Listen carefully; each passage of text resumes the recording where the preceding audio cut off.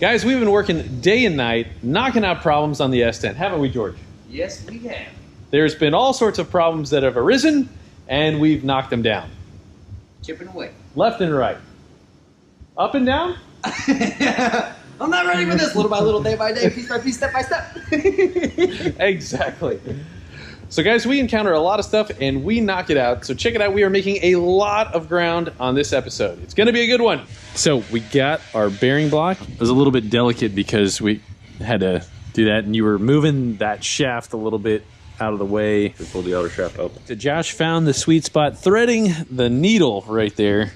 And that is, that's nice. I'm glad we got some good clearance right there. Got those big old cable ties right there simulating where we're going to have this guy.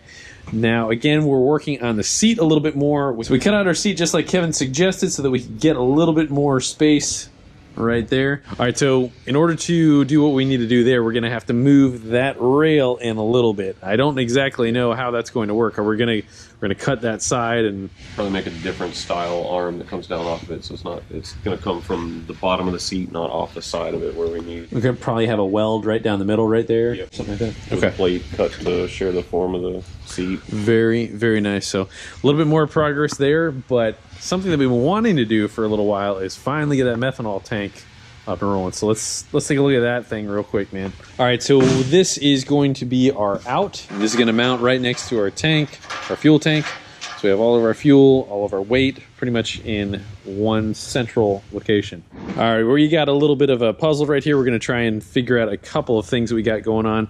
We're going to put a vacuum on that. We're going to jack up the back just a little bit, drop the front down a little bit. Hey, I also want to check the flow coming off of the turbo for the oil as well. So the thermostat did open, and both of these are hot. However, we get back to the radiator there, and it is just about ice cold. So we believe that we have some sort of air bubble somewhere here.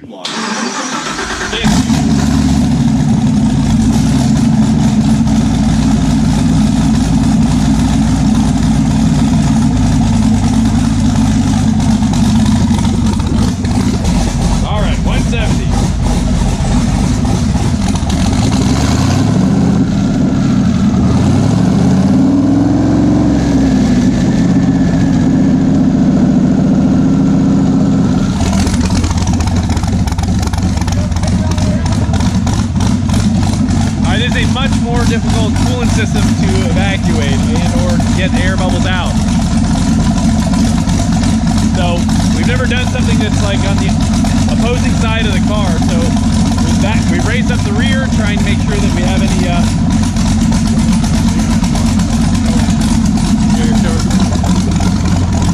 see the little air bubbles coming out. We're getting it out slowly but surely.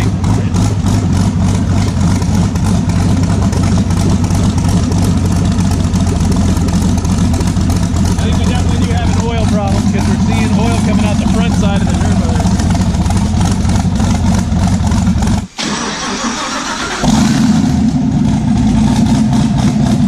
And it hasn't been bad. No oil?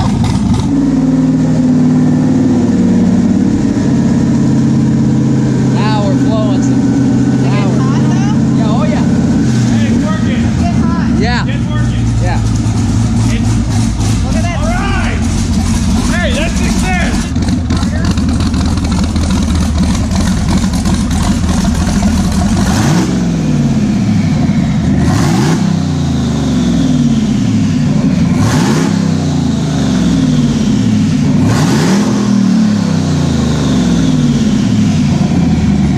So this mount right here, we're going to mount this guy up right there. Laz is cutting that right now. Josh isn't in today, so we're going to try and make do. For any reason, if we are not happy with the pedal placement with our floor, we will be able to take all of our master stuff right here and be able to put it downside. So we have a little bit of leeway that we can adjust right there. When we were throwing this cooling system together, we thought that it might have a decent amount of pressure drop given that we're increasing the volume at least by double. So that being said, with the long hoses going all the way to the back, we're sitting here and we're burping out air bubble after air bubble. We did manage to get a bunch of those out. However, as it's sitting here, the coolant temperature would rise to in excess of 200 degrees. Right here we see 205 degrees. Now, it takes a few moments. I'm sitting here revving at about 3 grand. It goes up a little bit and then it drops pretty dramatically all the way down to 169 degrees in, well, probably about 25-30 seconds. It does take RPM in order to make this thing really flow, which is totally fine. The cooling system does seem to work fantastic, especially when the fans are hooked up and running. Right now we have them on a switch and or thermostatic. We can kind of do a manual override if we need to, but kind of fascinating the fact that how large the cooling system is. I do believe, especially when we have good airflow going through that we're going to be fine. All right, guys, I know it seems like we are beating a dead horse here, but this is so incredibly crucial when we're making these decisions right here, right now. Laz just pointed out the fact that we could take those pedals and move them over 1 notch that we have there. Now, George, pick up that throttle pedal again there and see where we're at. And so to give you an idea of all the things that we're fighting against, we have this steering shaft is literally on the header right now that I'm touching, so we need to keep that off of it. And we're trying to get the positioning fore and aft just right, and this does seem a little bit close at the moment, and we still can tweak that. Now, the position of the throttle pedal right now is less than ideal. This feels a little bit close, and Kevin and George were doing some testing. They have very similar frames to me, so if we can straighten that throttle pedal right there, I think we could probably make something happen. If we can move these pedals over 1, this feels pretty good as far as the height right there, but just a whole lot of stuff that we got to be able to figure exactly right. So shifter location feels pretty good, but we are getting there. It's just so tedious and so crucial, all these decisions that we have to make right here, right now.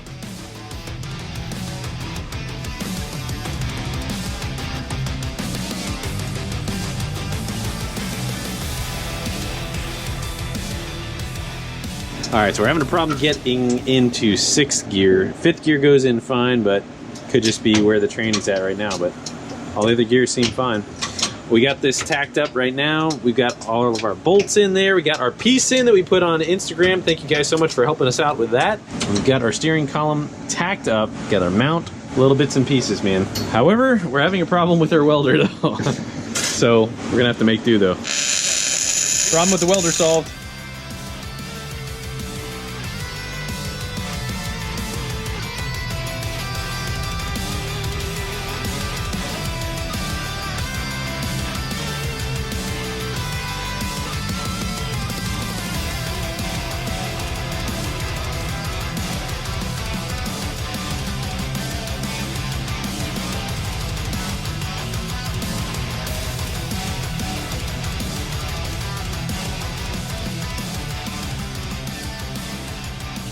All right, so we've got everything connected. This is the first time we've actually been able to move the tires with the wheel, with this whole thing together. Josh has got this thing buzzed together. We have a working shift linkage. That is awesome. All right, so this is the first time that we've put this pedal in and we've modified the pedal. So the arm of the pedal is vastly different than what it was. It is, well, now it's like a little lightning bolt shaped where it was a little curly cue before. Oh yeah, I like how firm that feels right there.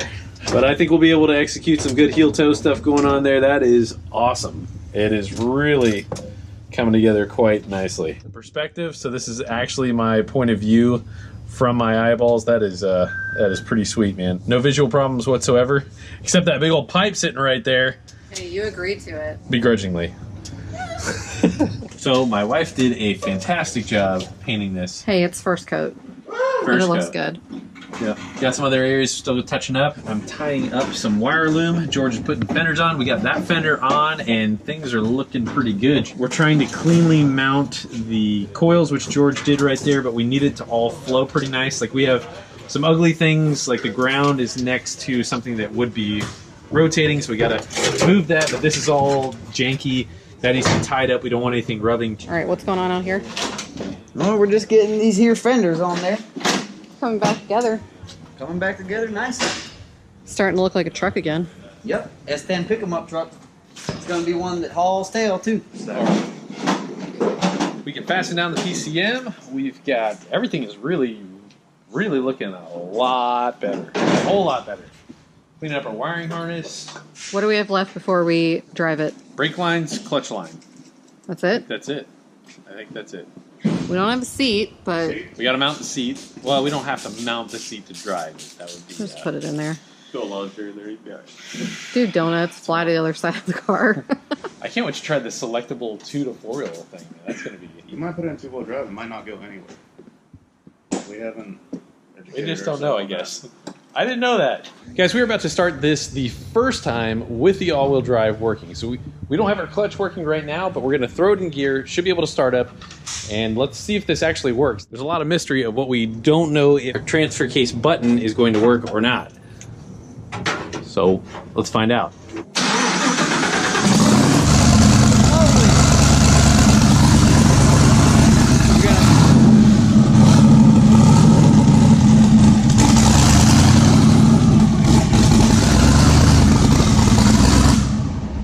So I can't even see anything where I'm at here. So we have no spinning on the front right. Okay. No spinning up here. Crawling on the front one. Yeah. All right. Oh, there we go. Oh boy. All right.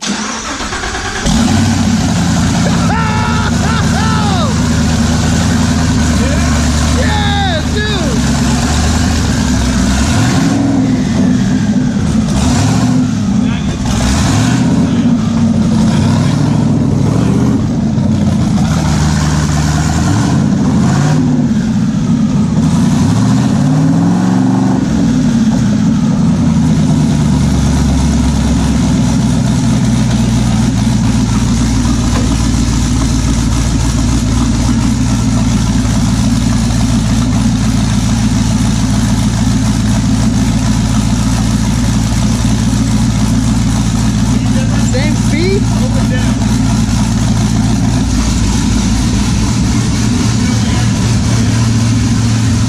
So this one's spinning faster right now, like we were just saying. We have the open diff, so it's kind of just tagging along over here. But look at that.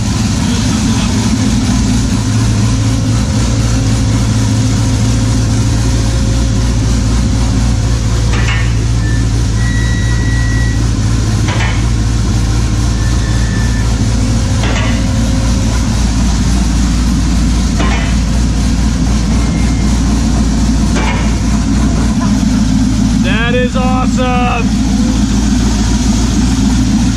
Hell yeah! I had no idea we were even gonna be able to do this today. That's awesome, man. Woo! I'm so pumped up right now!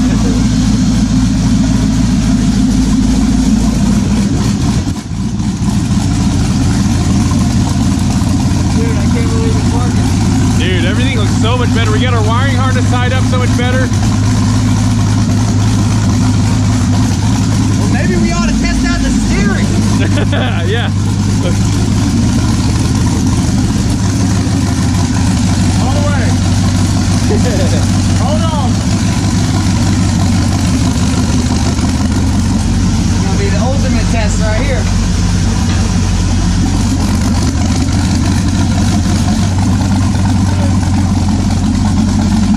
Alright. I wonder how much steering angle we got. That's a lot right there. What?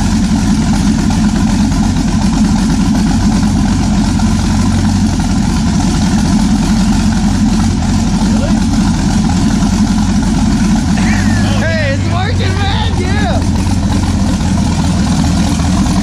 Alright. That's good, man. Our steering shaft is nice and clear.